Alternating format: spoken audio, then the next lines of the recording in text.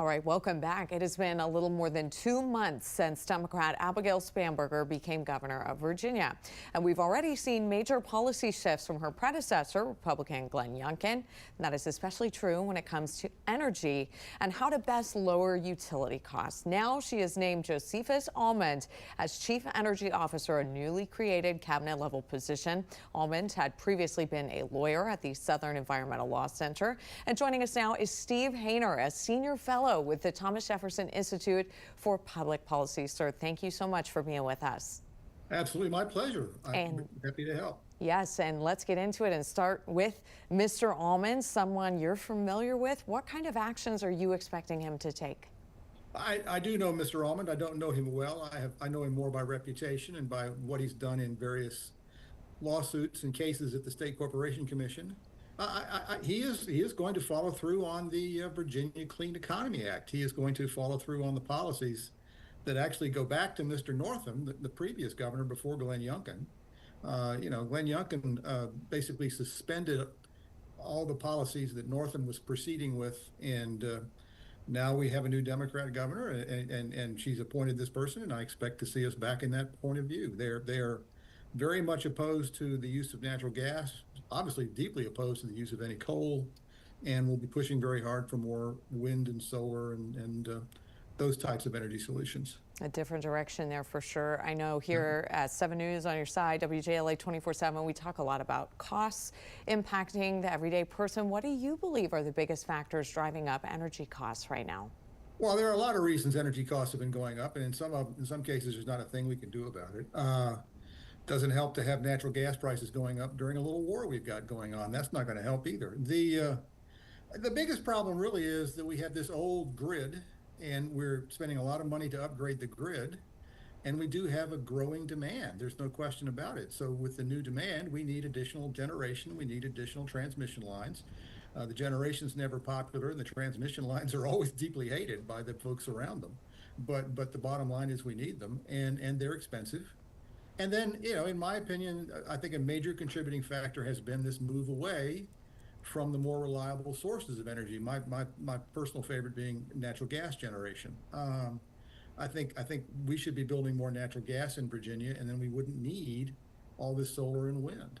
I think in the long run, the solar and wind are going to prove more expensive, not less expensive. And earlier, just moments ago, you had mentioned the Virginia Clean Economy Act, passed in 2020, which requires Dominion Energy to be 100% carbon-free electricity by 2045. Right. So significant. Talk to us about why there's such a divide in the state about whether that will work. Well, again, it's more of a divide in the entire country. Obviously, the same arguments are going on in other states.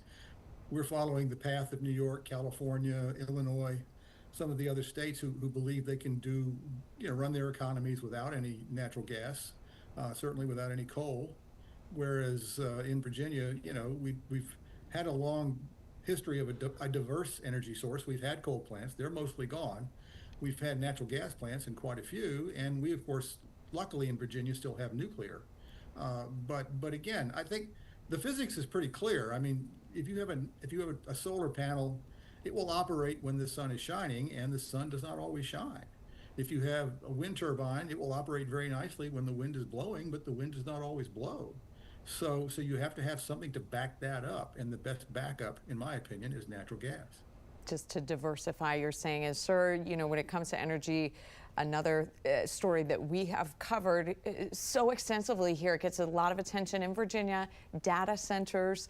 You have written that you feel some of the bills being pushed in this General Assembly could hurt the Virginia business community. Can you please explain that for us? Well, one of my many jobs has been in the past. I worked for the Chamber of Commerce. I was their lobbyist for the Chamber of Commerce, and then after that, I was the lobbyist for a major industrial firm in Newport News. You make these deals with the state like Virginia. You bring your investments to the state. You have a contract, basically. You have a memorandum of understanding. You have certain agreements. One of the things Virginia did to bring these businesses here was to promise those tax benefits.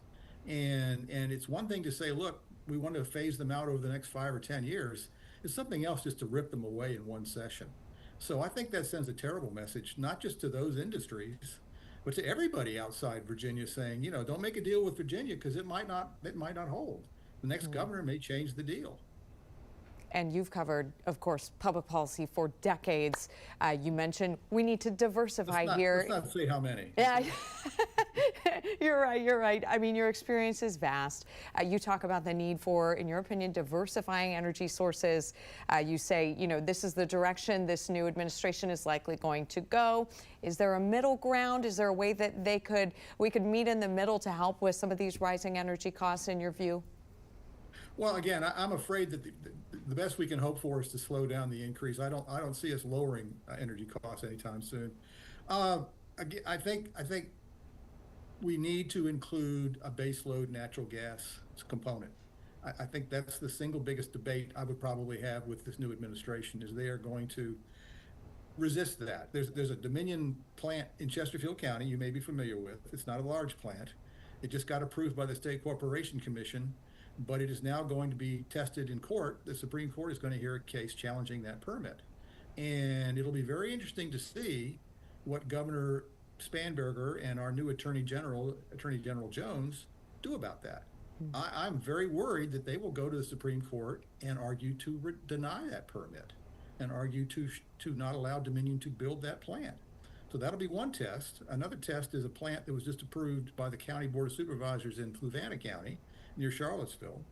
And that's an even bigger natural gas plant, even more important to Virginia's grid, more important to the PJM regional power pool that we belong to, because we're part of a big multi-state power pool, PJM. And PJM wants this plant built in Fluvanna. But again, I'm very worried that the Abigail Spanberger administration is going to oppose those permits. And I think long-term, that's a big mistake for our energy costs. And again, another big thing they did this session, don't forget, is they passed this bill that says, again, the Clean Economy Act talks about wind and solar, but now it talks about batteries. They want to build, thousands and thousands of megawatt hours of battery power. All of those are major capital expenses. They're going to be just as expensive as that offshore wind has proven to be. Going to be multiple billions, tens of billions of dollars to build those batteries. And I don't think we need that many batteries. So I think that, again, will tend to drive up our prices over the next 5 or 10 years. A very complex problem for sure. Steve Hayner, a senior fellow with the Thomas Jefferson Institute for Public Policy. Sir, thank you so much for joining us here this afternoon. Anytime, call back. All right, thank you.